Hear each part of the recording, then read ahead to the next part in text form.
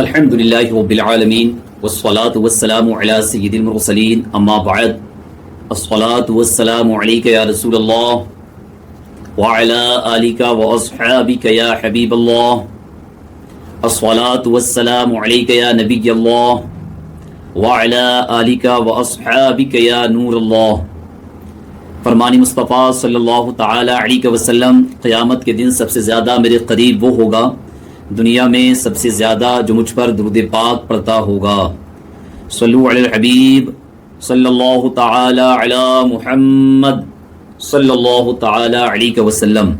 ماشاء اللہ عز و جل ہماری ایک تعداد ہے جو مکہ المکرمہ مدینہ المنورہ کی حاضری کے لیے تشریف لے کر کے جاتے ہیں، یعنی حج کرنے کے لیے، عمرہ کرنے کے لیے جاتے ہیں، لیکن ہم اتنے پیسے تو خرچ کر دیتے ہیں، لاکھوں روپے، اس کے مسائل ہم نہیں سیکھتے، طریقہ کار ہم نہیں سیکھتے۔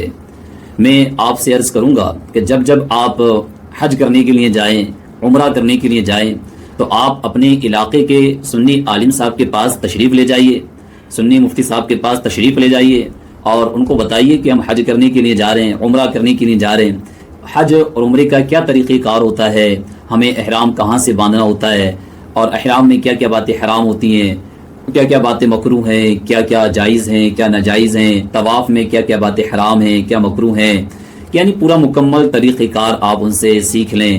وہاں کون کون سی مقدس جگہیں ہیں جہاں پر دعائیں قبول ہوتی ہیں۔ جب آپ پورا سیکھنے کے بعد پھر کرنے کے لیے جائیں گے حج عمرہ، تو امید ہے انشاءاللہ عز و جل آپ احسن طریقے سے اس کو مکمل کرنے میں کامیاب ہوں گے۔ ورنہ ایک تعداد ہماری یہ ہے کہ سیکھتے نہیں ہیں، ڈائریکٹ چلے جاتے ہیں، اب ان پر بسا اوقات کفارہ لازم ہو جاتا ہے، کہیں صدقہ، کہیں دم، کہیں بدنہ، یہ دینا ہوتا ہے، لیکن ان کو معلوم ہی نہیں ہوتا ہے، اور بس وہ یوں ہی کرنے کے بعد اور پھر وہ آ جاتے ہیں واپس، ان کو پتہ ہی نہیں ہوتا ہے۔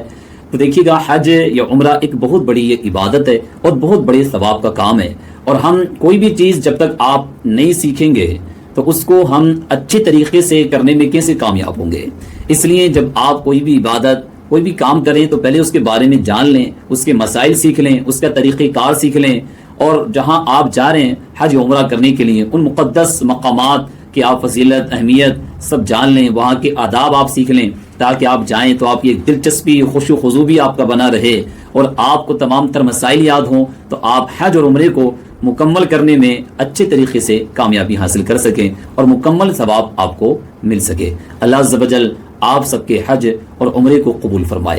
ابھی میں آپ کے سامنے حاضر ہوا ہوں، انشاءاللہ عز و جل میں عمرے کے تعلق سے کچھ باتیں عرض کروں گا، عمرے کا شورٹ طریقہ آپ کو بیان کروں گا، اور پھر احرام کہاں سے باندھنا ہوتا ہے، پھر احرام میں کیا کیا باتیں حرام ہوتی ہیں، کیا کیا باتیں مکروہ ہیں، کیا کیا جائز ہیں، کیا ناجائز ہیں، پھر وہاں جا کر کے طواف کریں گے تو طواف کس طریقے سے کرنا ہوتا ہے، طواف میں کن کن باتوں کا خیال رکھنا ہے، طواف میں کیا کیا باتیں حرام ہیں، پھر عمرے کا مکمل طریقہ کہ عمرے میں کیا کیا کام کیے جاتے ہیں، ہم وہاں پر رہ کر کے کتنے عمرے کر سکتے ہیں، ایک دن میں کتنے عمرے ہم کر سکتے ہیں، عمرے کا طریقہ کار کیا ہوتا ہے، پھر وہاں کون کون سی ایسی جگہیں ہیں جہاں پر دعا قبول ہوتی ہے، احرام باندھنے کا طریقہ کیا ہے، یہ کچھ باتیں، اور جو بیچ میں کچھ سوالات ذہن میں آئیں گے اور جو کچھ مسائل ذہن میں آئیں گے انشاءاللہ عز و جل وہ آپ کے سامنے بیان کرنے کی میں کوشش کروں گا۔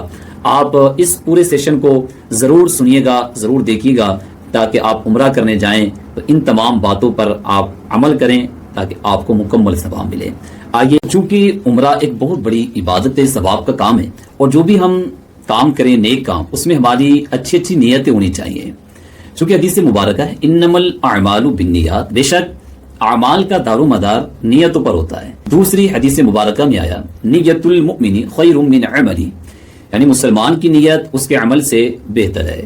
تو پتہ چلا کہ جتنی اچھی اور جتنی زیادہ ہماری نیتیں ہوں گی اتنا ہی زیادہ ثواب اللہ عز و جل ہم سب کو عطا فرمائے گا۔ تو اچھی اچھی نیتیں کر لیں، جب آپ عمرہ کرنے کے لیے جا رہے ہیں تو عمرے سے پہلے بھی آپ اچھی اچھی نیتیں کر لیں۔ آئیے کچھ نیتیں میں آپ کو عرض کرتا ہوں۔ آپ کی نیت ہونی چاہیے کہ اللہ عز و جل کی رضا پانے کے لیے عمرہ کروں گا، چونکہ قرآن پاک میں آیا ہے اعوذ باللہ من الشیطان الرجیم بسم اللہ الرحمن الرحیم واتموا الحج والعمرۃ للہ، حج اور عمرہ اللہ عز و جل کے لیے پورا کرو۔ تو کس کے لیے؟ اللہ کے لیے۔ تو ہماری نیت کیا ہونی چاہیے؟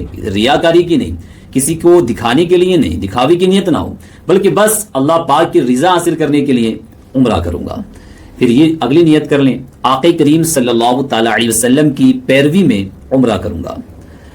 اگلی نیت کر لیں، ماں باپ کی رضامندی لے لوں گا، کیونکہ ماں باپ تو ویسے بھی راضی رہنے چاہیے، اور ماں باپ کی تو بہت بڑی فضیلت آئی ہے۔ آپ عمرہ کرنے جائیں، ادھر ماں باپ ناراض ہیں، تو یہ تو کوئی مناسب بات نہیں ہے نا، تو پہلے ماں باپ کو آپ راضی کر لیں، ٹھیک ہے، ان کی بہت بڑی فضیلت آئی ہے۔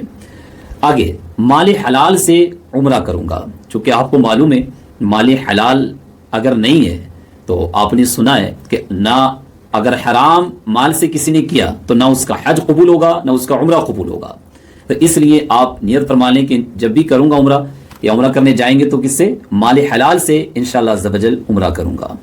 اچھا، اگلی نیت کریں، چلتے وقت گھر والوں، رشتہ داروں اور دوستوں سے قصور معاف کراؤں گا، کیونکہ اگر کسی سے کچھ بات ہو گئی ہے یا کسی کے ساتھ میں آپ کی نا اتفاقی ہے، کسی سے ناراضگی ہے، تو کیا ہوا؟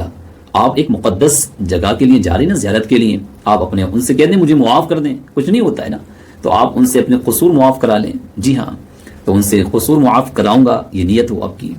اچھا، اگلی نیت حاجت سے زائد توشہ یعنی اخراجات رکھ کر رفقا پر خرچ اور فقراء پر خیرات کر کے ثواب کماؤں گا۔ جو آپ جا رہے ہیں تو حاجت سے زائد آپ سامان لے لیں، پیسے ہیں تو پیسے زائد لے لیں، آپ کے پاس اور دیگر چیزیں کپڑے تو کپڑے زائد لے لیں، وہاں فقیروں کو دے دیں، اپنے ساتھیوں پر خرچ کریں، کچھ آپ کے پاس کھانے کا تو ان کو دے دیں، یہ ایثار کا جذبہ ہونا چاہیے نا۔ جی ہاں۔ اچھا، دوران سفر ذکر اور درود سے دل بہلاؤں گا، یہ نیت ہو، اپنے لیے اور تمام مسلمانوں کے لیے دعا کرتا رہوں گا، پریشانیاں آئیں تو صبر کروں گا، رش کے موقع پر لوگوں کو اذیت نہ پہنچے اس کا خیال رکھوں گا، اگر بھیڑ ہے تو کسی کو تکلیف نہ پہنچے، کسی کو دھکا نہیں دینا ہے، کسی کو آگے نہیں کرنا ہے، ڈھکیلنا نہیں ہے، بالکل سکون و اطمینان کے ساتھ آپ کو عمرہ کرنا ہے، ٹھیک ہے۔ اگلی نیت کر لیں، احرام میں لبیک کی کثرت کروں گا۔ لبیک تو ماشاءاللہ کیا فضیلت ہے، ابھی انشاءاللہ عز و جل میں آگے بیان کروں گا، تو وہ آپ یہ نیت کر لیں کہ اس کی میں کثرت کروں گا۔ کعبہ شریف پر پہلی نظر پڑتے ہی درود پاک پڑھ کر دعا مانگوں گا، یہ نیت آپ پہلے کر لیں، تو ساری نیتیں ہوں گی تو ماشاءاللہ ابھی سے آپ کو ثواب ملنا شروع ہو جائے گا۔ اگلی نیت کریں، طواف و سعی میں لوگوں کو دھکے دینے سے بچتا رہوں گا۔ اگلی نیت، مکہ مکرمہ اور مدینہ منورہ کی یادگار مبارک مقامات کی زیارت کروں گا۔ سرکار مدینہ صلی اللہ علیہ وسلم کے شاہی دربار میں ادب و احترام اور ذوق و شوق کے ساتھ درد بھری درمیانی آواز میں سلام عرض کروں گا۔ اگلی نیت آتا ہے، اسألک الشفاعۃ یا رسول اللہ، میں آپ صلی اللہ تعالیٰ علیہ وسلم کی شفاعت کا سوالی ہوں، اس کی تکرار کر کے شفاعت کی بھیک مانگوں گا۔ شفاعت کی دعا کریں۔ مدینہ منورہ کی کسی بھی شے پر عیب نہیں لگاؤں گا، کسی کی عادت ہوتی نا کہ عیب لگاتے ہیں، تو عیب نہیں لگانا ہے۔ جب تک مدینہ منورہ میں رہوں گا درود السلام کی کثرت کروں گا، مدینہ منورہ کی ہر چیز کا خوب ادب و احترام کروں گا۔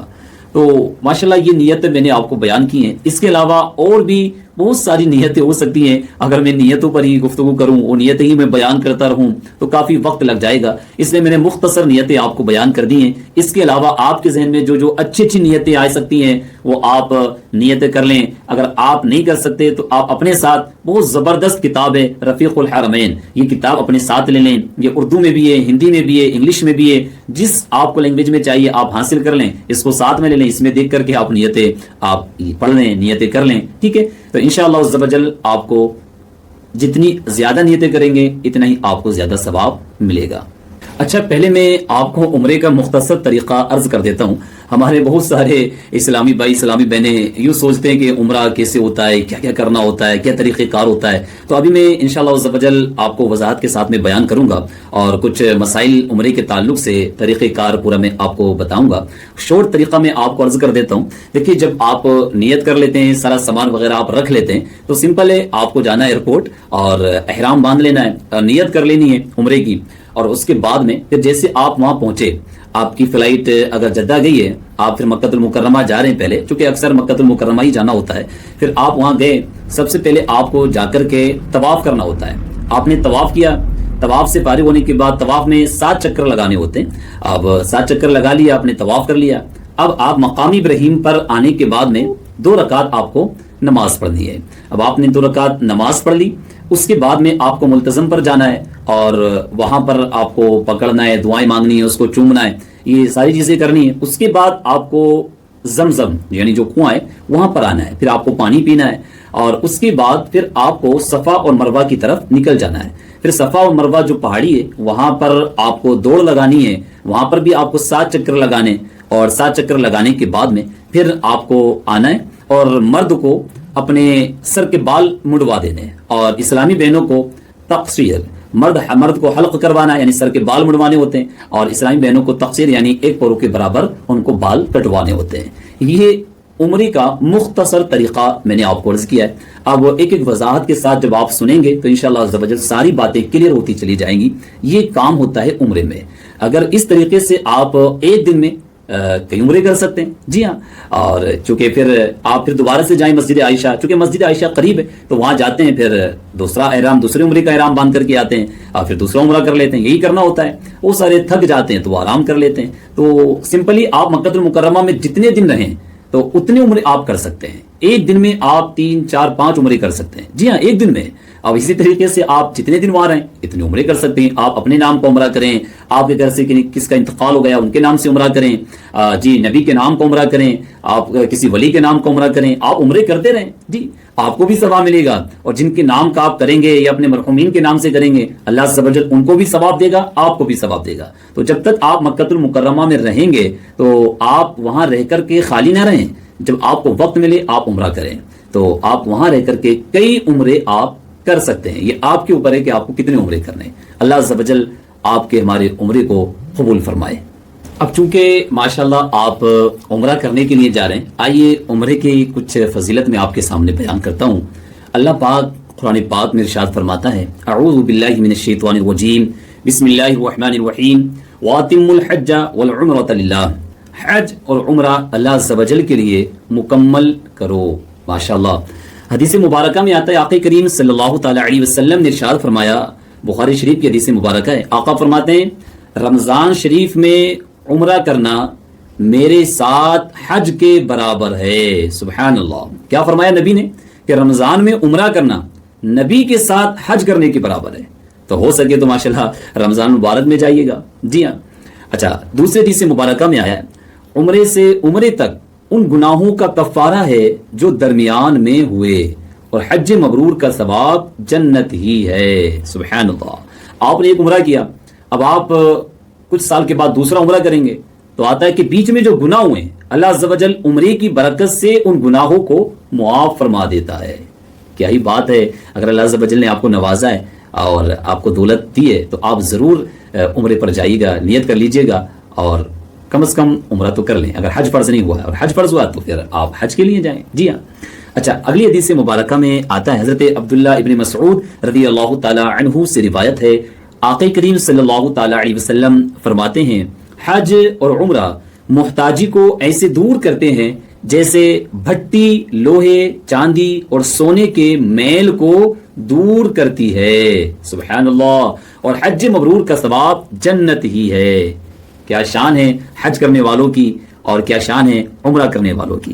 جو عمرہ کرنے کے لیے نکلا اور انتقال کر گیا، قیامت تک عمرہ کرنے والے کا ثواب اس کے لیے لکھا جائے گا۔ سبحان اللہ، جو حج کے لیے گیا اور انتقال کر گیا، قیامت تک اس کو حج کا ثواب ملتا رہے گا۔ کیا فضیلت ماشاء اللہ عز و جل آئی ہے۔ تو اس لیے اگر اللہ عز و جل نے نوازا ہے تو آپ نیت کر لیں کہ انشاءاللہ عز و جل اگر حج فرض ہوا تو حج کرنے کے لیے جاؤں گا، اور حج فرض نہیں ہوا اور اتنی استطاعت ہوئی تو کم از کم عمرہ کرنے کے لیے ضرور جاؤں گا۔ بہت مقدس جگہ ہے، بہت فضیلت ماشاء اللہ عز و جل ان مقدس مقامات کی آئی ہے۔ مکہ المکرمہ جہاں ہر وقت اللہ عز و جل کی رحمت جھما جھم برستی ہے، وہاں دعائیں قبول ہوتی ہیں، اور بہت پیاری جگہ ہے ماشاء اللہ عز و جل، جہاں ایک نیکی کا ثواب اللہ عز و جل 1,00,000 نیکیوں کے برابر آپ کو عطا فرماتا ہے۔ اور وہاں پر اتنی مقدس جگہیں ہیں کہ جہاں اللہ عز و جل دعائیں قبول فرماتا ہے، جی۔ اور مدینے کی کیا شان ہے، آقا فرماتے ہیں من زار قبری وجبت لہ شفاعتی، جو اس نے میری قبر انور کی زیارت کی اس کے لیے میری شفاعت واجب ہو گئی۔ آقا نے فرمایا من حج فزار قبری بعد وفاتی کانا کمن زارنی فی حیاتی، جو حج کرنے کے لیے آیا، میری قبر انور کی زیارت کی میری ظاہری وصال کے بعد، تو گویا کہ ایسا ہی ہے جیسے اس نے میری حیات میں میری زیارت کر لی ہو۔ سبحان اللہ. تو کتنی بڑی فضیلت ہے, کتنا بڑا ثواب ہے. تو نیت فرما لیں انشاءاللہ عز و جل. حج فرض ہوا تو حج کرنے کے لیے جائیں گے, اور اگر حج فرض نہیں ہوا تو کم از کم عمرہ کرنے کے لیے جائیں گے انشاءاللہ عز و جل. اچھا, بہت سارے یہ سوال کرتے ہیں کہ ہمیں احرام کہاں سے باندھنا ہوتا ہے. تو میں آپ کو عرض کر دوں, احرام میقات سے پہلے باندھنا ہوتا ہے. اب آپ کہیں گے میقات کیا ہے؟ تو میقات اس جگہ کو کہتے ہیں کہ مکہ معظمہ کے جانے والے کو بغیر احرام کے وہاں سے آگے جانا جائز نہیں ہے. اس جگہ کا نام ہے میقات. تو اس سے پہلے ہمیں احرام باندھنا ہوتا ہے. اب میقات 5 ہیں, تو اس لیے آپ کے لیے بیسٹ یہ ہے, سب سے اچھا یہ ہے کہ آپ جب ایئرپورٹ پر پہنچیں تو وہیں پر آپ احرام باندھ لیں. لیکن جب آپ نے احرام باندھا تو ایسا نہیں ہے کہ اب احرام کے احکام شروع ہو گئے, احرام میں جو باتیں حرام ہیں وہ باتیں اب شروع ہو گئی ہیں. نہیں, جب تک آپ نیت نہیں کریں گے تب تک احرام کے احکام آپ پر لاگو نہیں ہوں گے. احرام باندھ لینا کافی نہیں ہے بلکہ نیت کرنا بھی ضروری ہے. اب نیت کہاں سے کرنا ہے؟ آپ نے احرام تو ایئرپورٹ پر باندھ لیا, اب میقات سے پہلے نیت کرنا ہے. تو جب ہوائی جہاز میقات کے پاس میں پہنچتا ہے تو وہاں اعلان ہوتا ہے انگلش میں عربی میں, اگر آپ سمجھ سکتے ہیں تو آپ دیکھ لیں, اس وقت نیت کر لیں. یا پھر کبھی کبھی ایسا ہوتا ہے جو کہ تھکے ہوئے رہتے ہیں, تو آپ جب ایئرپورٹ پر آپ کا پلین اڑنا شروع کرے آپ اسی وقت نیت کر لیں. اب اس میں کیا ہوگا نا, اگر آپ کو نیند بھی آ گئی, آپ تھکے ہوئے ہیں, آپ سو بھی گئے, تو اب آپ کا ہوائی جہاز میقات سے گزر کر کے چلا گیا تو کوئی مسئلہ نہیں ہوا, چونکہ آپ نے نیت پہلے ہی کر لی ہے. اور آپ نیت نہیں کریں گے, سوچیں گے کہ چلیں وہی نیت کر لوں گا, تو اب یہ مسئلہ ہوا تو پھر آپ یاد رکھیں کافی مسائل ہو جاتے ہیں. پھر بسا اوقات آپ کے اوپر کفارہ ہوگا, آپ جائیں گے. کبھی کبھی ایسا ہوتا ہے کہ پھر میقات کے باہر واپس آنا ہوتا ہے, پھر وہاں کئی ہزار کا خرچ ہو جاتا ہے, پھر احرام باندھنا ہوتا ہے, پھر نیت کرنی ہوتی ہے, پھر دوبارہ جانا ہوتا ہے, وہی مسائل ہو جائیں گے. اس لیے سب سے اچھا ہے کہ آپ نے جب احرام باندھا ہے آپ نیت بھی کر لیں. اب اس میں کوئی مسئلہ نہیں ہوگا, آپ کا ہوائی جہاز میقات سے گزر کر کے چلا گیا تو کوئی ایشو نہیں ہے, ٹھیک ہے. اچھا, اب احرام باندھنے سے پہلے کیا کیا ہمیں کرنا ہے, احرام باندھنے کا طریقہ کار کیا ہوتا ہے, اور احرام میں کیا کیا باتیں حرام ہیں, کیا مکروہ ہیں, کیا جائز ہیں, وہ میں آپ کو عرض کرتا ہوں. اب احرام باندھنے سے پہلے آپ اپنے ناخن تراش لیجئے, اپنے ناخنوں کو آپ کاٹ لیجئے, بغل اور ناف کے نیچے کے بال آپ دور کر لیجئے, اور آپ کے پاس مسواک ہے, مسواک کی بہت بڑی فضیلت ہے, تو آپ مسواک کر لیں اور اچھے طریقے سے آپ وضو کر لیجئے اور خوب اچھی طرح آپ غسل کر لیجئے گا. جسم اور احرام کی چادروں پر خوشبو لگائیے کہ سنت مبارکہ ہے. کپڑوں پر ایسی خوشبو نہ لگائیے جس کی تہ بن جائے, ایسی خوشبو آپ نہ لگائیں. اب یہ احرام سے پہلے آپ نے کر لیا. اب اسلامی بھائی, جو اسلامی بھائی ہیں وہ سلے ہوئے کپڑے اب وہ اتار دیں, اور ایک نئی چادر جو جس کو ہم احرام کہتے ہیں, تو نئی ہو اور دھلی ہوئی چادر, ایک چادر اور لینی ہے اور ایک کا تہبند باندھ لینا ہے. یہ میں ابھی آپ کو عرض کروں گا. جی ہاں, اور یہ اچھے کپڑے کا آپ دیکھ لیں, آپ اچھا سمجھتے ہیں, جو آپ کو بیسٹ لگے, اچھا لگے, اور جو کمفرٹیبل ہو آپ معلوم کر لیں, وہاں مشورہ لے لیں کسی سے, تو اچھا ہونا چاہیے. ایسا احرام نہ ہو کہ جی بہت باریک ہے یا بہت ٹائٹ ہے, اور اتنا باریک ہے اس پہ پانی کی بوند بھی گر گئی تو جسم کی رنگت نظر آ رہی ہے, یا اتنا ٹائٹ ہے کہ وہ چل رہے ہیں تو ادھر ادھر ہو رہا ہے. تو اس طریقے کا نہیں ہونا چاہیے. اتنا باریک بھی نہ ہو کہ آپ کی جسم کی رنگت نظر آئے. کوئی اچھے کپڑے کا بہترین احرام آپ لے لیں. اور آپ جو نا احرام ایسا نہ چھوٹا لے لیں, کیونکہ کسی کا جسم چھوٹا ہوتا ہے, کسی کا جسم بڑا ہوتا ہے. تو آپ جب خریدنے کے لیے احرام جائیں تو آپ چیک کر لیں کہ آپ کے جسم پر وہ فٹ ہو رہا ہے کہ نہیں ہو رہا ہے, آپ کے برابر کا ہے کہ نہیں ہے. ایسا تو نہیں کہ چھوٹی چادر ہے, تو اگر آپ کا جسم بڑا ہے تو آپ چھوٹی چادر نہ لیں, اور اگر آپ چھوٹے ہیں تو آپ دیکھ لیں, اس کو باندھ کر کے دیکھ لیں, چادر اوڑھ کر کے دیکھ لیں, چیک کر کے لے کر کے آئیں, تاکہ وہاں جا کر کے آپ کو آزمائش نہیں ہونی چاہیے. ٹھیک ہے, جی ہاں.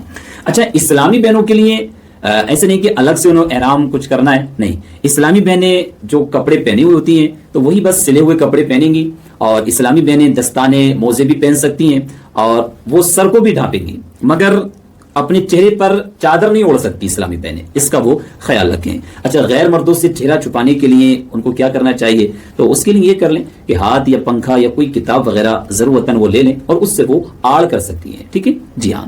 احرام میں عورتوں کو کسی ایسی شے سے منہ چھپانا جو چہرے سے چپٹی ہوئی ہو, لگی ہوئی ہو چہرے سے, ایسی چیز سے منہ چھپانا یہ حرام ہے.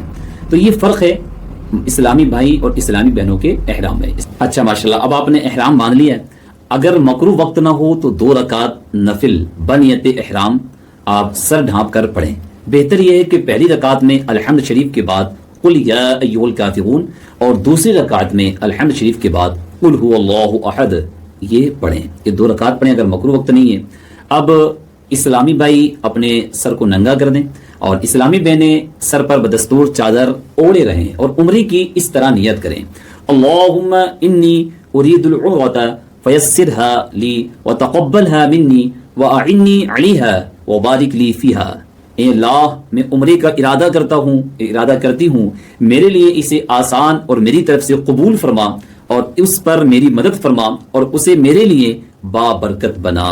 یا آپ نیت کر لیں یا یوں کر لیں، نویت العمرۃ واحرمت بها للہ تعالی، میں نے عمرے کی نیت کی اور اللہ کے لیے اس کا احرام باندھا۔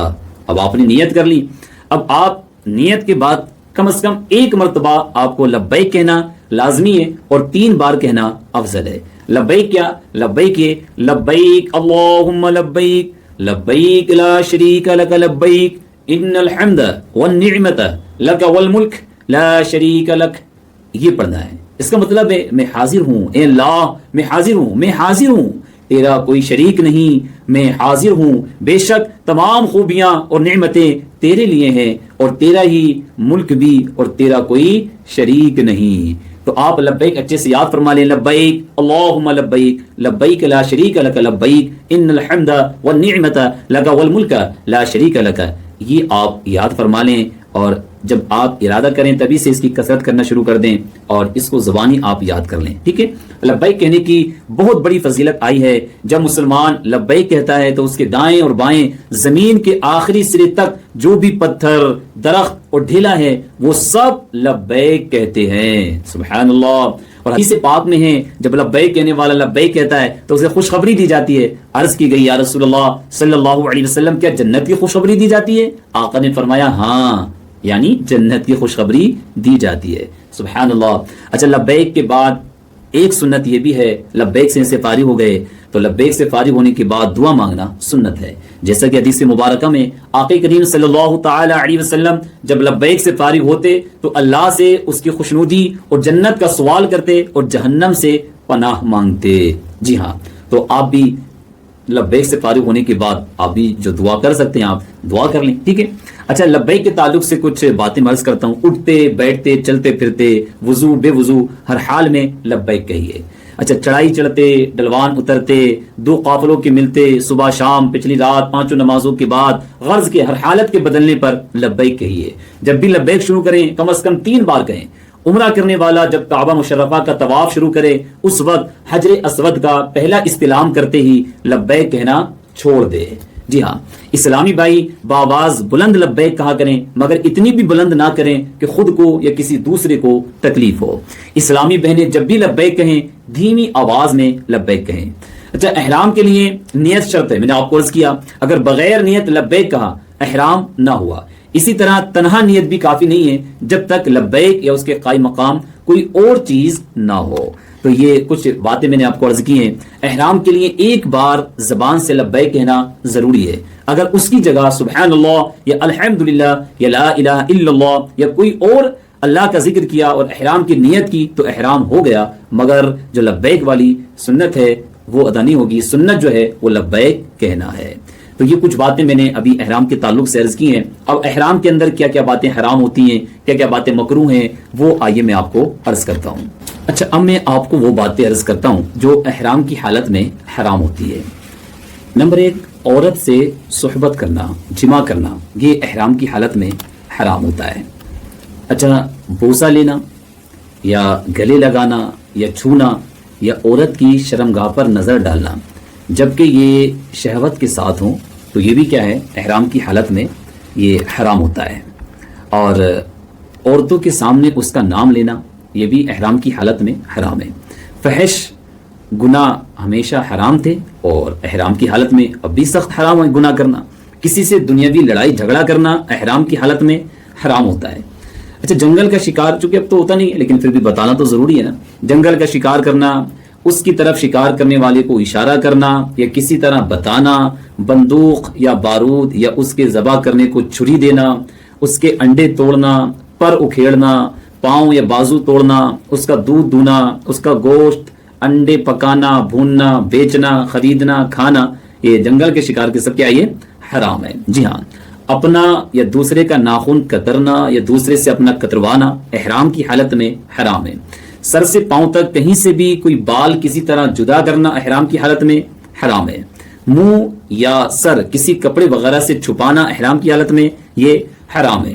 اچھا، کوئی بستہ یا کپڑے کی گٹری سر پر رکھنا یہ حرام ہے. امامہ شریف باندھنا یہ بھی حرام ہے. برقع دستانے پہننا، جی ہاں، یہ بھی کیا ہے؟ حرام ہے. موزے یا ایسے موزے جو وسط قدم کو چھپائے، جی ہاں، تو یہ بھی پہننا اس طریقے کے احرام کی حالت میں حرام ہے. سلا کپڑا پہننا، سلا ہوا مردوں کو، یہ حرام ہے. خوشبو بالوں میں یا بدن میں یا کپڑوں میں لگانا احرام کی حالت میں یہ بھی حرام ہے. جی ہاں، اسی طریقے سے خوشبو کے رنگے کپڑے پہننا جبکہ ابھی خوشبو دے رہے ہوں ایسے کپڑے پہننا بھی احرام کی حالت میں یہ حرام ہے.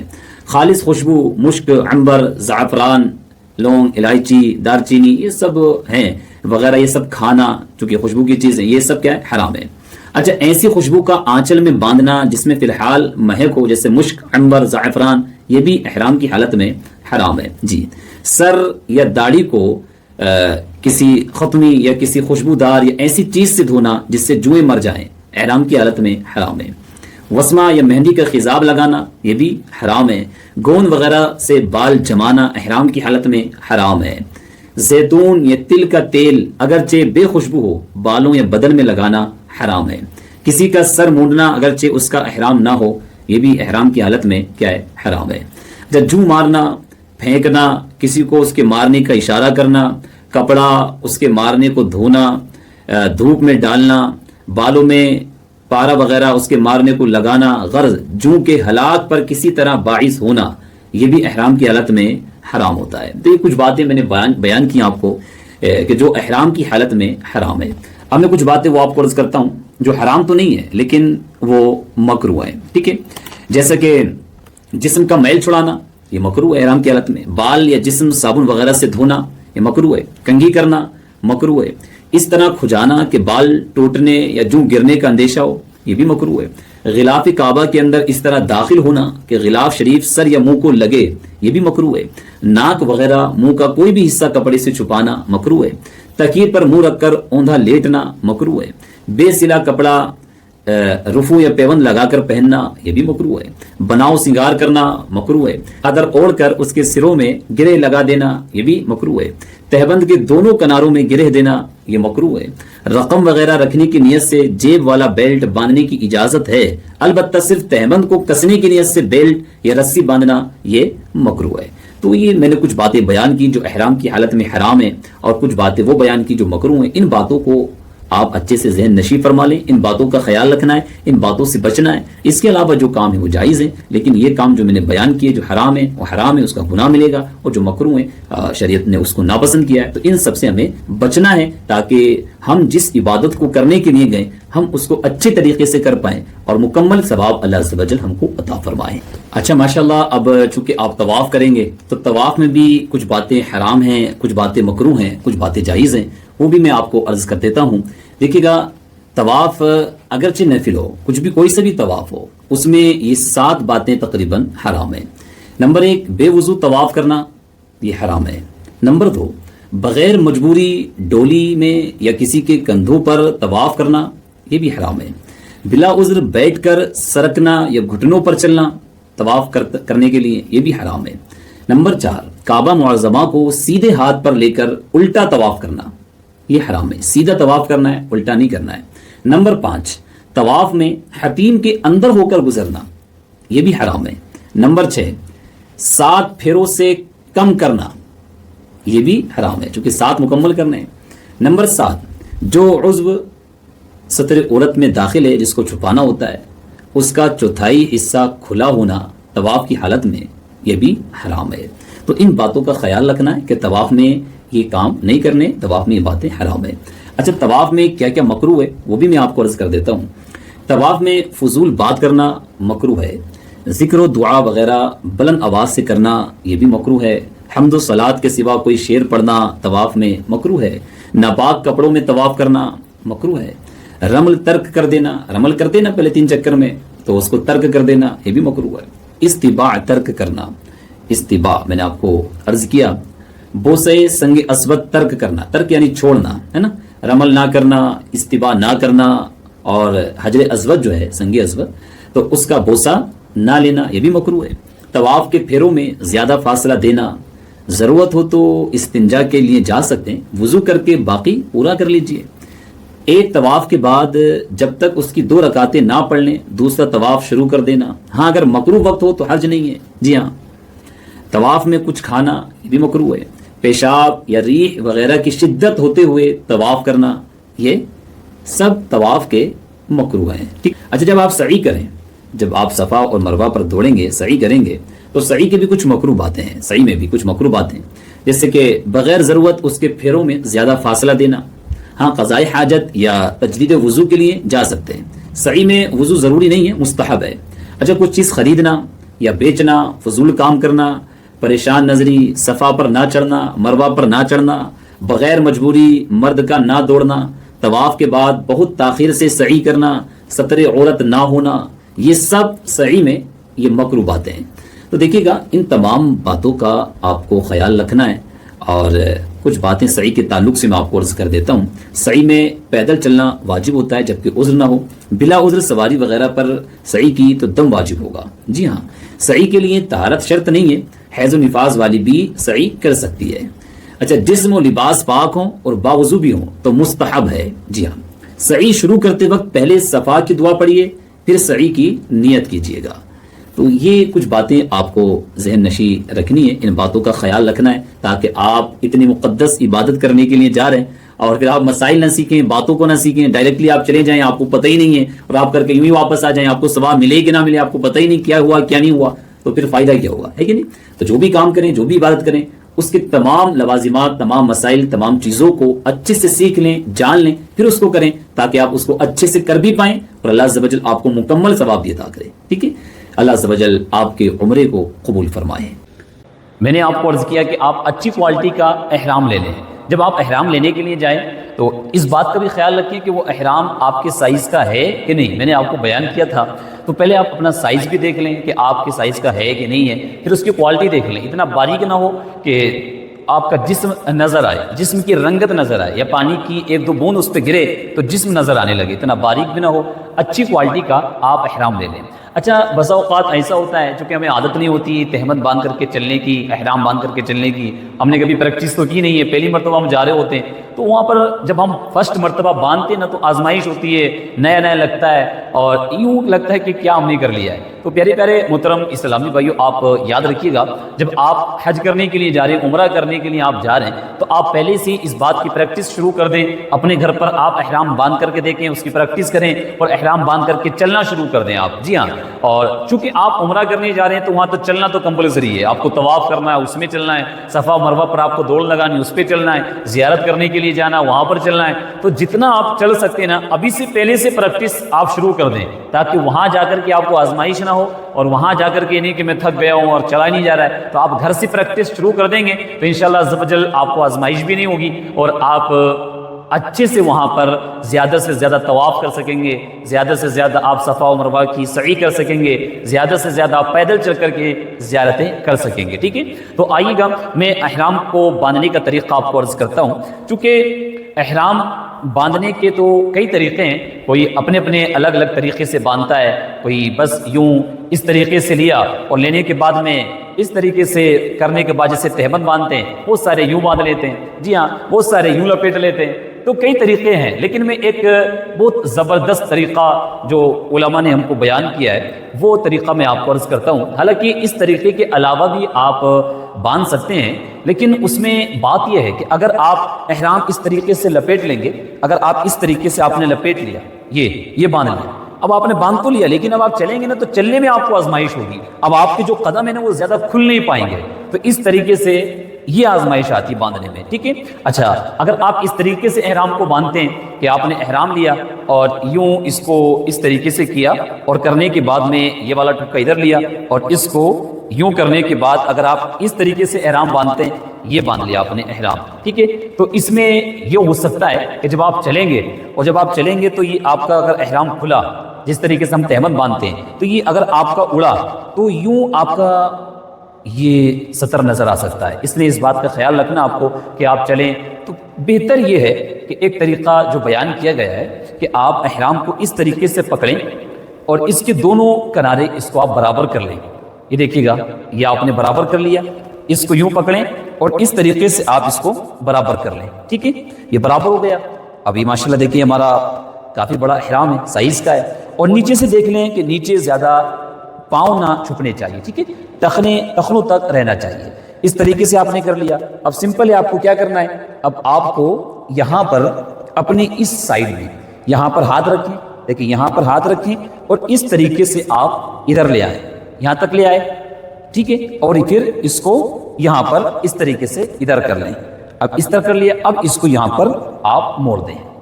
اب دیکھیے گا آپ نے یہ موڑ دیا. اب یہ اتنا زبردست ماشاءاللہ احرام بن گیا ہے. اب آپ چلیں گے نا، دیکھیں یہ ایک تو ادھر ہو گئی، ایک تو ادھر ہو گئی. اب آپ چلیں گے تو آپ کتنا بھی چوڑا قدم رکھ سکتے ہیں اور اس میں جو ہے نا آپ کا ستر بھی نہیں کھلے گا اور آپ کیسے بھی چل سکتے ہیں. اور ہوا کتنی بھی چل رہی ہو ہوا تو یہ آپ کا جو ہے نا ایسے نہیں کہ اڑ کر کے اور بیچ میں سے ادھر ادھر ہو جائے، ایسا بھی نہیں ہوگا. اب یہ بہت مضبوط ہو گیا. اگر آپ بیلٹ نہیں بھی لگائیں گے اور وہ جس میں پاسپورٹ وغیرہ اخراجات کے پیسے وغیرہ ہم رکھتے ہیں، اگر وہ نہیں بھی آپ لگاتے ہیں تو یہ کھلنے والا نہیں ہے. تو یہ دیکھیے طریقہ بہت زبردست ہے. اس کے علاوہ اور بھی طریقے آپ باندھ سکتے ہیں، لیکن میں آپ کو طریقہ بتا رہا ہوں کہ یہ والا طریقہ آپ اپنا سکتے ہیں.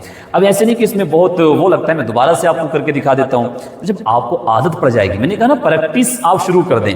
یہ دیکھیے گا یہ احرام ہے، اس کے دونوں کنارے آپ یوں برابر کر لیں. یہ برابر کیا آپ نے. ٹھیک ہے، یہ آپ نے جی برابر کر لیے. اب اس کو یوں کر لیں. ٹھیک ہے، اور یہاں پر آپ ہاتھ رکھیں، اس جگہ یہاں پر آپ ہاتھ رکھیں یوں، اور آپ یہاں پر ہاتھ رکھنے کے بعد میں اس کو ادھر لے آئیں. ٹھیک ہے، یہ دیکھیں یہاں پر آ گیا. اب یہاں سے آپ اس کو پکڑ کے ادھر کر لیں، اور بڑا ہے تو پھر ادھر کو مڑا لیں، اور پھر یہاں سے آپ اس طریقے سے اس کو کر لیں. یہ دیکھیے گا. ٹھیک ہے، اب یہ کتنا زبردست، کتنا مضبوط ہو گیا ہے. اچھا، ابھی آپ اس بات کا خیال رکھیں، ابھی میں نے کپڑے پہنے ہوئے ہیں. ایسا نہیں کہ کپڑوں کے اوپر احرام باندھتے ہیں، تو میں آپ کو سکھا رہا ہوں، اس وجہ سے میں آپ کو کر کے دکھا رہا ہوں. ورنہ تو یہ کپڑے وغیرہ کچھ بھی سلا ہوا کپڑا پہننا ہی نہیں ہے، جہاں نہ اوپر پہننا ہے نہ نیچے کچھ پہننا ہے. سلا ہوا کپڑا مرد کے لیے پہننا احرام کی حالت میں حرام ہوتا ہے. تو سلے ہوئے کپڑے تو آپ کو اتار دینے ہیں. تو دیکھیے گا، اور یہ بہت زبردست ماشاءاللہ احرام بھی ہے. اب یہ ہم کتنے بھی کیسے بھی چل سکتے ہیں، ہوا بھی چل رہی ہوگی تو یہ نہیں اڑے گا. ٹھیک ہے، یہ طریقہ کار آپ سمجھ گئے. اچھا، اب ہمیں بیلٹ لینی ہے. تو اب یہ اس میں آپ اپنے پاسپورٹ وغیرہ، اپنے پیسے، اچھا سارے پیسے اس میں نہ رکھیں، بلکہ جتنی حاجت ہو آپ اتنے اس میں رکھیں. باقی آپ اپنے جہاں پر روم ہے وہاں پر آپ لوکر میں رکھ کر کے آئیں. اب سمپل ہے، آپ اس کو لیں بیلٹ کو. اب اس بیلٹ کو آپ یہاں پر جیسے یوں سائڈ میں باندھ لیں، اس کے نیچے سے، اس کے نیچے آپ نے بیلٹ لگا دی. اب چاہیں یہ سرا ادھر کر لیں، یہ ادھر کر لیں. اب یہ دیکھیے ماشاءاللہ اس کے اوپر ہو گئی. اب یہ مضبوط ہوگا. اب اس میں ہم اپنے پیسے بھی رکھ سکتے ہیں اور اپنا پاسپورٹ جو ضرورت کے سامان ہے وہ ہم اس میں رکھ لیں. اب یہ زبردست ہو گیا. ٹھیک ہے جی ہاں. اب آئیے گا اوپر کی چادر. اب ہم یہ والی چادر لیں گے، دوسری والی، اور اس کو ہم اس طریقے سے اپنے اوپر اوڑھ لیں گے. یہ دیکھیے گا. اچھا، یہ خیال رکھیں اس طریقے سے آپ آرام سے اس کو کریں. اب یہ پورا آپ کا احرام ہو گیا. ٹھیک ہے. اچھا، بہت سارے اسلامی بھائی یوں کرتے ہیں، یوں لیا اور یوں جھٹکتے ہیں، زور سے اس پیچھے کو مارتے ہیں. تو آپ کو معلوم ہے کہ اگر آپ کے پیچھے کوئی ہوا تو اس کے چہرے پہ لگ جائے گا، بسا ہوتا اس کا دوبارہ ہو جائے گا. تو اس لیے آپ کو اتنی زور سے جھٹکنا نہیں ہے. زور سے آپ آرام سے اڑنا، اس طریقے سے آرام سے. چہرے کے پیچھے کوئی ہے تو اگر کوئی ہے تو آپ اس طریقے سے آرام سے کریں.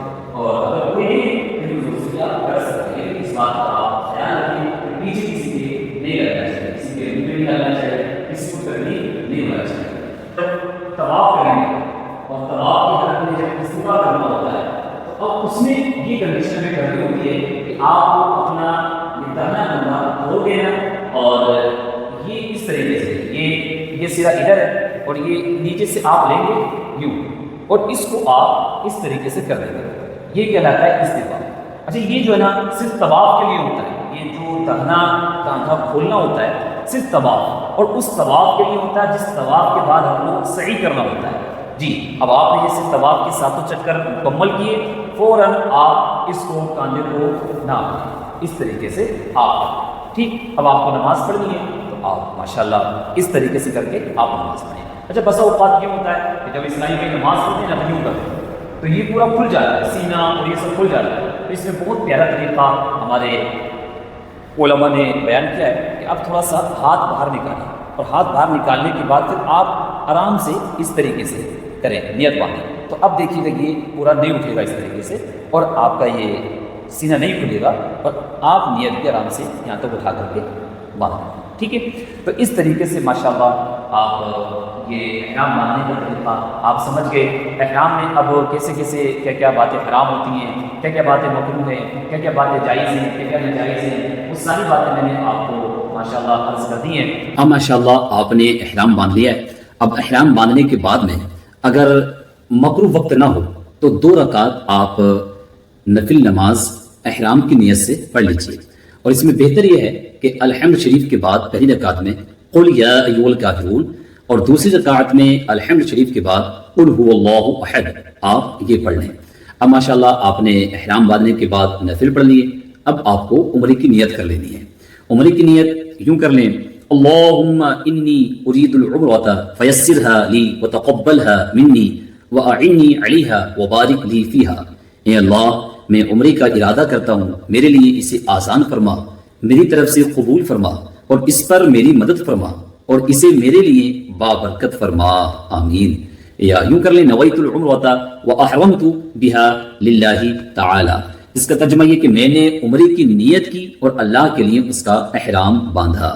اب ماشاءاللہ اب آپ نے احرام باندھنے کے بعد 2 رکعت نماز نفل پڑھ لیے، آپ نے عمرے کی نیت کر لی ہے۔ اب آپ کو نیت کرنے کے بعد کم از کم 1 مرتبہ لبیک کہنا ہے۔ جی ہاں، 1 مرتبہ لبیک کہنا تو لازمی ہے، اور 3 بار کہنا یہ افضل ہے۔ لبیک آپ یاد فرما لیں، یہیں پر زبانی یاد کر لیں، اس کا ترجمہ بھی آپ یاد کر لیں، لبیک اللہم لبیک لبیک لا شریک لک لبیک ان الحمد والنعمت لک والملک لا شریک لک۔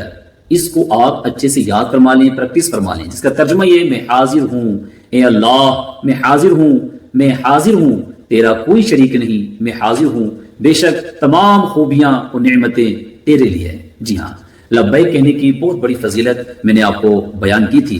اب آپ فارغ ہو گئے، لبیک آپ نے کہا، اب آپ مکہ المکرمہ پہنچے ماشاءاللہ۔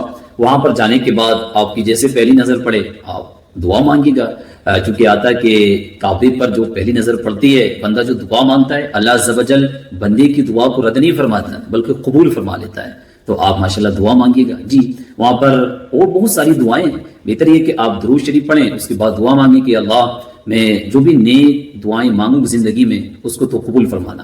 تو اب جب آپ دعائیں مانگیں گے آپ کی یہ دعا قبول ہو گئی، تو اب جو دعا مانگا کریں گے وہ بھی انشاءاللہ قبول ہو جائے گی، تو یہ دعا آپ مانگ لیں۔ اس کے علاوہ بہت ساری دعائیں جو آپ کے دل میں چل رہی ہیں وہ آپ اللہ عز و جل سے مانگیں۔ جی ہاں، اب آپ جو ہے نا، اچھا آپ نے دیکھیے لبیک کا، لبیک کی کتنی بڑی فضیلت ہے نا، میں حاضر ہوں۔ اللہ عز و جل کو جب بندہ 1 مرتبہ یاد فرماتا ہے، اللہ اپنے بندے کو 70 مرتبہ یاد فرماتا ہے۔ اب آپ کو طواف شروع کرنا ہے۔ اچھا طواف جو شروع ہوتا ہے ایسے نہیں کہیں سے بھی آپ شروع کر دیں، بلکہ اب آپ کعبہ شریف کی طرف منہ کیے، سیدھے ہاتھ کی جانب اتنا چلیے کہ حجر اسود آپ کے عین سامنے ہو جائے، اور یہ وہیں پر آپ تھوڑا سا وہاں جائیں گے آپ کو دیکھ لیں گے حجر اسود کہاں پر ہے، وہ آپ کو نظر آ جائے گا، اور وہاں پر آپ کو نہیں معلوم ہو تو کسی سے آپ معلوم کر لیں۔ جی حجر اسود کی عین سیدھ میں جب آپ آ جائیں، اس کی علامت یہ ہے کہ دور ستون میں ہری لائٹ لگی ہوئی ہے، تو جو سبز لائٹ لگی ہے وہ آپ کی پیٹھ کے بالکل پیچھے ہو جائے گی۔ جی بس یہی وہ جگہ ہے، ماشاءاللہ آپ مچل جائیے گا۔ یہ حجر اسود اب جو آپ کو نظر آ رہا ہے یہ جنت کا وہ خوش نصیب پتھر ہے جسے ہمارے آقا کریم صلی اللہ تعالی علیہ وسلم نے یقیناً چوما ہے۔ سبحان اللہ۔ اب آپ کو کیا کرنا ہے، اب دونوں ہاتھ کانوں تک اس طرح اٹھائیے کہ ہتھیلیاں حجر اسود کی طرف رہیں، آپ کی ہتھیلیاں کدھر ہوں، آپ کی حجر اسود کی طرف ہو، اور اس کے بعد اب آپ کو یہ دعا پڑھنا ہے، بسم اللہ والحمد للہ واللہ اکبر والصلاۃ والسلام علی رسول اللہ۔ اللہ کے نام سے، اور تمام خوبیاں اللہ عز و جل کے لیے ہیں، اللہ عز و جل سب سے بڑا ہے، اللہ عز و جل کے رسول صلی اللہ تعالی علیہ وسلم پر درود و سلام ہو۔ ماشاءاللہ۔ اب جب آپ حجر اسود کو چومیں تو آواز پیدا نہیں ہونی چاہیے چومنے میں، جی آواز وہاں پر نکلنی نہیں چاہیے، اور اگر وہاں پر بھیڑ ہے، رش ہے، تو کسی کو دھکا دے کر کے نہیں چومنا ہے، کسی کو ہٹانا نہیں ہے، کسی کو تکلیف نہیں دینا ہے۔ یاد رکھیں وہاں پر ایک نیکی کا ثواب 1,00,000 نیکی کے برابر ہے، تو وہاں پر ایک گناہ کا عذاب بھی 1,00,000 گناہوں کے برابر ہے۔ تو اس لیے آپ کو یہ پہلو بھی یاد رکھنا ہے۔ اور ماشاءاللہ یہ حجر اسود یہ جنتی پتھر ہے، جنت سے آیا اور یہ جنتی میں جائے گا۔ جی ہاں، اور آقا کریم صلی اللہ تعالی علیہ وسلم کے لبائے مبارک اس پر لگے ہیں، آپ جھوم جائیے، مچل جائیے۔ جی ہاں، کہ آپ بھی اس پتھر کو چومنے لگے، آنکھوں سے آنسو بہائیے۔ حضرت سیدنا عبداللہ بن عمر رضی اللہ تعالی عنہما فرماتے ہیں ہمارے پیارے آقا صلی اللہ تعالی علیہ وسلم حجر اسود پر لبائے مبارک رکھ کر روتے رہے، پھر التفات فرمایا تو کیا دیکھتے ہیں کہ حضرت عمر رضی اللہ تعالی عنہ بھی رو رہے ہیں۔ ارشاد فرمایا اے عمر رضی اللہ تعالی عنہ، یہ رونے اور آنسو بہانے کا ہی مقام ہے۔ اللہ اللہ، دیکھا آپ نے؟ تو آپ بھی آنسو بہائیے، عاجزی کیجیے، انکساری کیجیے۔ جی ہاں، اپنے گناہوں کو یاد کیجیے، روئیے، گڑ گڑائیے، اور آپ کی جو اس وقت دل کی کیفیت ہوگی نا وہ ایک الگ ہی رہتی ہے، وہاں الگ ہی روحانیت، الگ ہی برکت ملتی ہے، دل کی کیفیت الگ ہی چینج ہو جاتی ہے۔ جی اب ماشاءاللہ آپ نے اس کو چوم لیا۔ اچھا، حجر اسود کو چومنے کو وہ بولتے ہیں استلام۔ اگر میں آپ سے کہوں کہ استلام کرنا مطلب وہی کہ حجر اسود کو چومنا ہے۔ اگر زیادہ بھیڑ ہے، آپ کو موقع نہیں مل رہا ہے، تو آپ ہاتھوں کا اشارہ کیجئے اور ہاتھوں کو چوم لیجئے، اس پر بھی اللہ عز و جل آپ کو چومنے کا ثواب عطا فرمائے گا۔ فرمانی مصطفیٰ صلی اللہ تعالی علیہ وسلم قیامت کے دن یہ پتھر اٹھایا جائے گا، اس کی آنکھیں ہوں گی جن سے دیکھے گا، اس پتھر کی زبان ہوگی جس سے کلام کرے گا، جس نے حق کے ساتھ اس کا بوسہ لیا ہوگا، استلام کیا ہوگا، اس کے لیے پتھر گواہی دے گا۔ کیا بات ہے! اور اللہ عز و جل کی بارگاہ میں یہ سفارش کروائے گا، اللہ عز و جل اس کی برکت سے آپ کو جنت عطا فرمائے گا۔ کیا بڑی فضیلت ماشاءاللہ عز و جل آئی ہے۔ اب آپ نے ماشاءاللہ یہاں پر چوم لیا ہے، اب آپ کو شروع کرنا ہے، تو یہ پڑھ لینا اللہم ایمانا بکا و اتباعا لسنت نبیک محمد صلی اللہ تعالی علیہ وسلم۔ الہی تجھ پر ایمان لا کر اور تیرے نبی صلی اللہ تعالی علیہ وسلم کی سنت کی پیروی کرنے کو یہ طواف کرتا ہوں۔ اب آپ نے نیت کر لی ماشاءاللہ۔ اب آپ یہ کہتے ہوئے کعبہ شریف کی طرف ہی چہرہ کیے، سیدھے ہاتھ کی طرف تھوڑا سا سر رکھیے۔ جب حجر اسود آپ کے چہرے کے سامنے نہ رہے اور یہ ذرا سی حرکت سے ہو جاتا ہے، تو اب فوراً اس طرح سیدھے ہو جائیے کہ خانہ کعبہ آپ کے الٹے ہاتھ کی طرف ہو جائے۔ جی ہاں، اب اس طرح چلیے کہ کسی کو آپ کا دھکا نہ لگے۔ اچھا، مرد کے لیے حکم یہ کہ پہلے 3 چکر میں ان کو رمل کرنا ہے، اپنے شانوں کو اٹھا کر کے، اور اس طریقے سے دھیرے دھیرے چھوٹے چھوٹے قدم سے اس کو چلنا ہے، جیسے ایک پہلوان اکھاڑے میں چلتا ہے، اس طریقے سے 3 چکر میں رمل کرنا ہے۔ اچھا، یہ رمل مردوں کے لیے ہے، اسلامی بہنوں کے لیے نہیں ہے، اسلامی بہنوں کو رمل نہیں کرنا ہے۔ جی اچھا، یہ بھی بات آپ یاد رکھیں، طواف میں جہاں تک ہو سکے خانہ کعبہ کے قریب سے آپ طواف کریں، اچھی بات ہے، لیکن یہ نہیں کہ زبردستی آپ کریں گے، اگر جگہ نہیں مل رہی تو آپ دور سے کر لیں۔ جی، اور کہیں بھی کریں گے تو آپ ماشاءاللہ آپ کا طواف ہو جائے گا۔ اب آپ وہاں سے جیسے چلا شروع کریں گے تو اب آپ کا ایک چکر یہیں پر آ کر کے مکمل ہوگا۔ جی، جہاں سے آپ نے شروع کیا تھا یہیں پر آ کر کے ایک چکر مکمل ہوگا۔ اچھا، جیسے آپ چلیں گے اب آپ طواف کریں گے، ماشاءاللہ وہاں پر کئی مقدس مقامات ہیں، ان کے الگ الگ نام بھی ہیں۔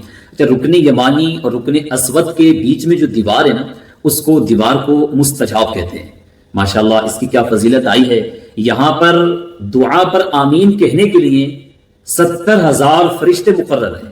کیا بات ہے! آپ وہاں دعا مانگیے، اب آپ کی دعا پر فرشتے آمین کہیں تو آپ کو کیا لگتا ہے کہ آپ کی دعا رد ہو جائے گی؟ نہیں، بلکہ فرشتے آمین کہیں، دعا رد نہیں ہوگی، اللہ عز و جل آپ کی دعا کو قبول فرمائے گا۔ جی، تو آپ وہاں پر دعا بھی مانگیے گا، یہ دعا مانگے اللہم ربنا آتنا فی الدنیا حسنہ وفی الآخرۃ حسنہ وقنا عذاب النار۔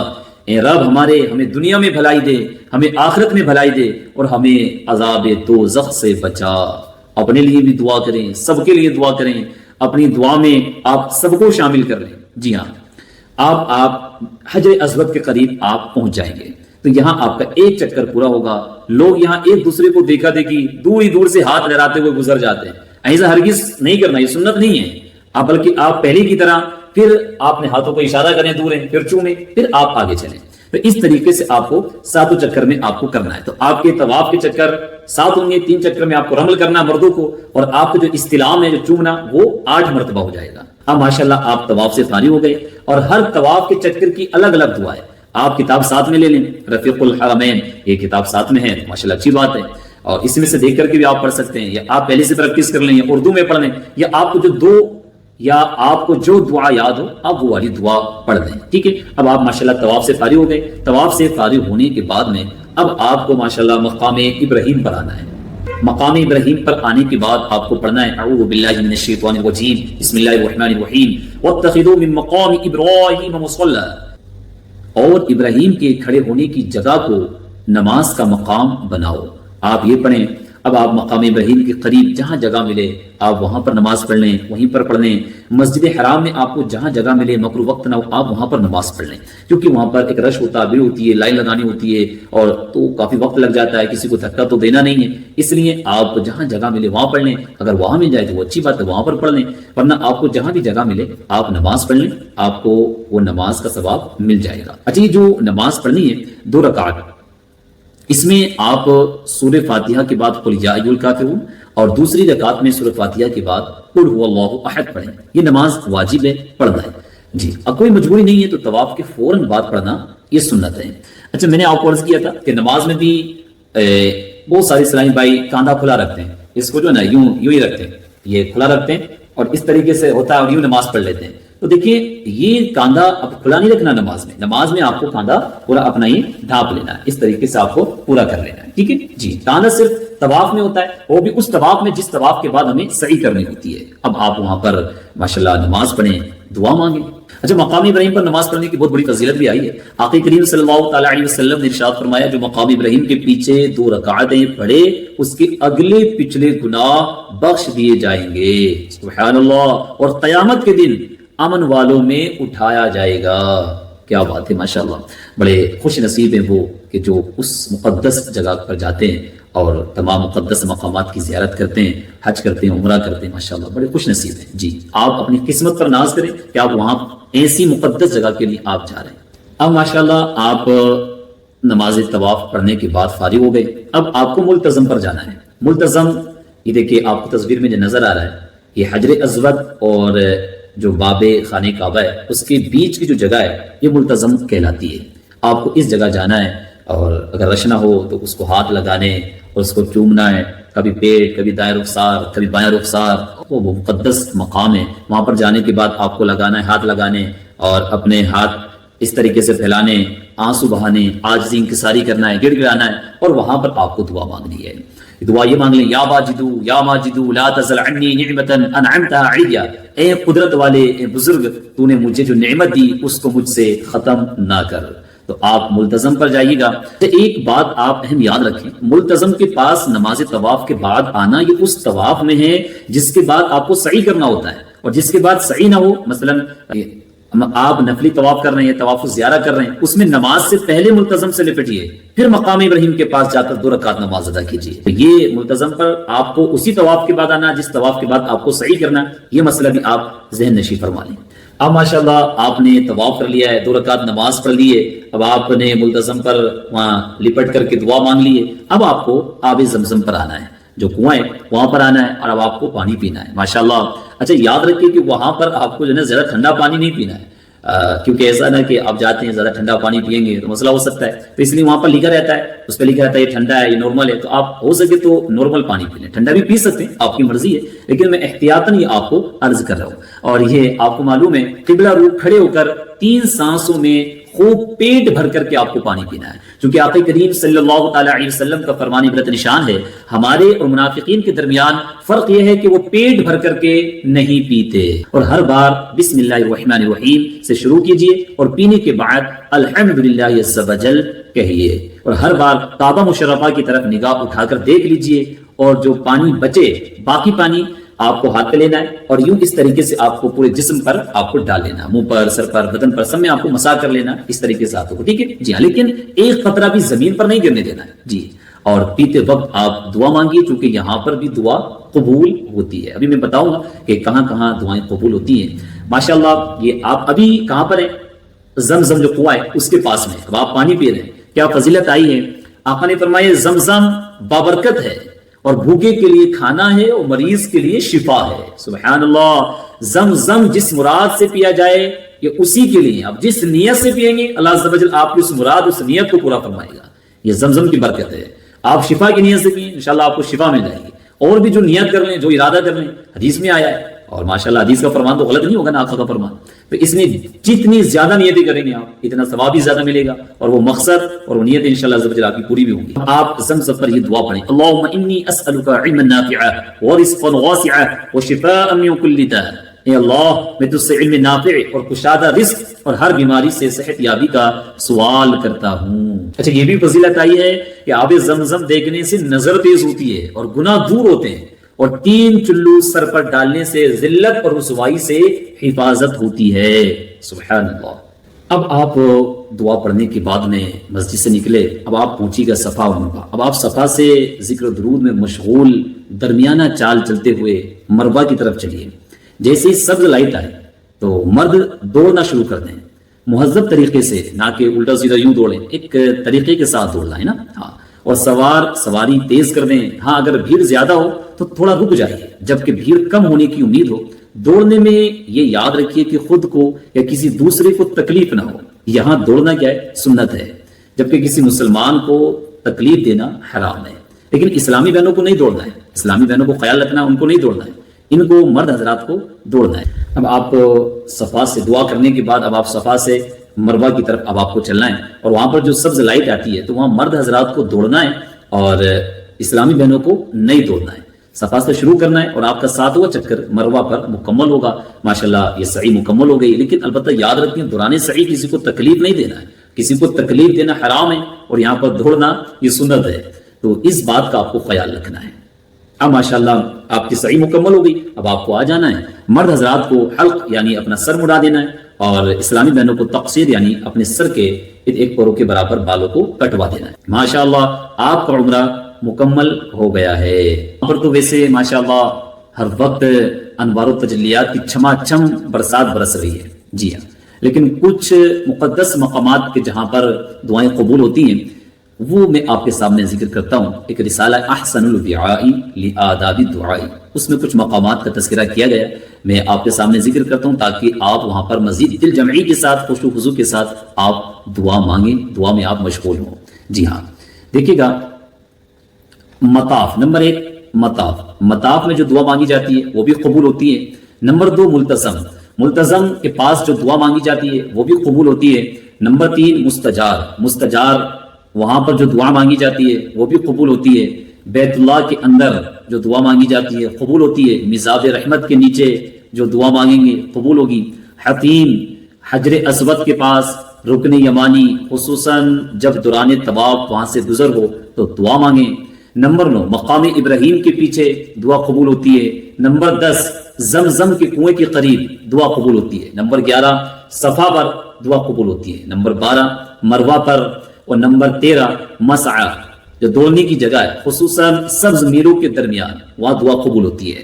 نمبر 14 عرفات خصوصاً موقف نبی پاک صلی اللہ تعالی علیہ وسلم کے نزدیک وہاں پر دعا قبول ہوتی ہے. مزدلفہ میں ماشاءاللہ دعا قبول ہوتی ہے. مینا میں دعا قبول ہوتی ہے. تینوں جمرات کے قریب جی وہاں پر بھی دعا قبول ہوتی ہے. نمبر 18 جب کعبہ مشرفہ پر نظر پڑے تو ماشاءاللہ وہاں بھی دعا قبول ہوتی ہے. تو کئی مقدس مقامات ہیں اور ان کا خصوصیت کے ساتھ تذکرہ کیا گیا, تو آپ یہ کوشش کریں کہ ان مقامات پر دعا مانگیں. اچھا مدینہ المنورہ میں بھی اس طریقے کی جگہ ہیں, وہاں پر بھی ایسے مقدس مقامات ہیں جہاں پر دعا قبول ہوتی ہے. جیسے مسجد نبوی شریف ہے ماشاءاللہ وہاں دعا قبول ہوتی ہے. مواجہہ شریف جی ہاں وہاں پر بھی دعا قبول ہوتی ہے. امام ابن الجزری رحمۃ اللہ علیہ فرماتے ہیں دعا یہاں قبول نہ ہوگی تو کہاں قبول ہوگی, نبی کی بارگاہ میں قبول نہیں ہوگی تو کہاں ہوگی. جی نمبر 21 ممبر اطہر کے پاس مسجد نبوی میں وہاں پر بھی دعا قبول ہوتی ہے. مسجد نبوی شریف علی صاحب الصلاۃ والسلام کے ستونوں کے نزدیک دعا قبول ہوتی ہے. مسجد قباء شریف میں دعا قبول ہوتی ہے. مسجد الفتح میں خصوصاً بدھ کو ظہر اور عصر کے درمیان وہاں پر بھی ماشاءاللہ دعا قبول ہوتی ہے. باقی مساجد طیبہ جن کو سرکار مدینہ صلی اللہ تعالی علیہ وسلم سے نسبت ہے وہاں پر جیسے کہ مسجد غمامہ ہے, مسجد قبلتین ہے, یہ ان تمام مساجد میں ماشاءاللہ دعا قبول ہوتی ہے. اور وہ مبارک ہوئیں جنہیں سرور کونین صلی اللہ تعالی علیہ وسلم سے نسبت ہے وہاں پر دعائیں قبول ہوتی ہیں. جبل احد شریف ہے وہاں پر دعا قبول ہوتی ہے. مشاہد مبارکہ ہے وہاں پر ہوتی ہے. مزارات بقیع ہیں وہاں پر دعا قبول ہوتی ہے. تو یہ کئی مقامات ہیں. تاریخی روایت کے مطابق جنت البقیع میں تقریباً 10,000 صحابہ کرام علیہم الرضوان آرام فرمائے وہاں دعا قبول ہوتی ہے. تو اس طریقے کی کئی جگہیں ہیں, مقدس مقامات ہیں. وہاں پر کہ جہاں پر اللہ عز و جل دعاؤں کو رد نہیں فرماتا بلکہ دعاؤں کو قبول فرما لیتا ہے۔ پھر اس کے علاوہ مکہ المکرمہ میں کافی زیارت کرنے کی جگہیں ہیں، آپ وہاں سرچ کر لیں، کسی سے معلوم کر لیں، اور ایسی مدینہ المنورہ میں بہت بہت مقدس مقامات ہیں، پرانی یادگاریں ہیں، وہاں پر جائیں، وہاں پر دعائیں قبول ہوتی ہیں، اور جب آپ جا رہے ہیں تو ساری جگہوں پر آپ گھوم کر کے آئیں۔ جی اللہ عز و جل آپ سب کے حج اور عمرے کو قبول فرمائے۔ ماشاءاللہ مکہ بھی افضل ہے، مدینہ بھی افضل ہے۔ اب آپ مکہ المکرمہ میں وہاں پر کتنا ثواب ہے، ایک نیکی کا 1,00,000 نیکی کے برابر، مدینہ المنورہ میں ایک نیکی کا 50,000 نیکیوں کے برابر۔ ماشاءاللہ کیا شان ہے مکہ المکرمہ مدینہ المنورہ کی۔ اچھا بہت سارے یوں اعتراض کر رہے ہوتے ہیں کہ جی مدینہ المنورہ نبی کے روزے کی نیت کر کے نہ جانا چاہیے، کا مزار کی نیت کر کے نہ جاؤ بلکہ مسجد کی نیت کر کے جاؤ۔ اب بتائیے ایسی سی باتیں کرتے ہیں، حالانکہ ان کو نہیں معلوم ہے کہ جو خانہ کعبہ جن کے صدقے میں بنائے کہ ان کی بارگاہ میں نہ جایا جائے، جن کے صدقے میں اللہ عز و جل نے پوری کائنات کو بنایا ہے کہ ان کے مزار پر نہ جایا جائے، ان کی بارگاہ میں نہ جایا جائے۔ تو اس طریقے کی باتیں کرتے ہیں۔ حالانکہ دیکھیے گا اللہ عز و جل نے کلام مقدس کے اندر قسم بیان فرمائی، لا اقسم بہذا البلد وانت حل بہذا البلد، مجھے اس شہر کی قسم ہے۔ شہر کی قسم کیوں بیان فرمائی گئی؟ قرآن آگے کہتا ہے وانت حل بہذا البلد، اس وجہ سے کہ اس شہر میں اے محبوب آپ تشریف فرمائے۔ سبحان اللہ، یعنی اس شہر کی قسم اس وجہ سے نہیں بیان فرمائی کہ وہاں پر خانہ کعبہ ہے، وہاں مطاف ہے، وہاں مستجار ہے، وہاں مستجاب ہے، وہاں منی ہے، وہاں مزدلفہ ہے، وہاں عرفات ہے، وہاں زمزم کا کنواں ہے، مقام ابراہیم ہے، اس وجہ سے نہیں، بلکہ قرآن کہتا ہے وانت حل بہذا البلد، بلکہ اس شہر کی قسم اے محبوب اس لیے بیان فرما رہا ہوں کہ اس شہر میں آپ تشریف فرمائیں۔ تو دیکھا آپ نے، یعنی اس شہر کی افضلیت مصطفیٰ کی وجہ سے ہوئی، تو جس مصطفیٰ کی وجہ سے اللہ عز و جل نے اس شہر کو افضلیت عطا فرمائی ہے، تو کیا اس مصطفیٰ کی بارگاہ میں نہ جایا جائے؟ تو لوگ منع کرتے ہیں، اس طریقے کی سوچ رکھنے والے۔ لیکن بریلی کا امام کہتا ہے حاجیو آؤ شہنشاہ کا روزہ دیکھو، کعبہ تو دیکھ چکے اب کعبے کا کعبہ دیکھو۔ کعبے کا کعبہ کون ہے؟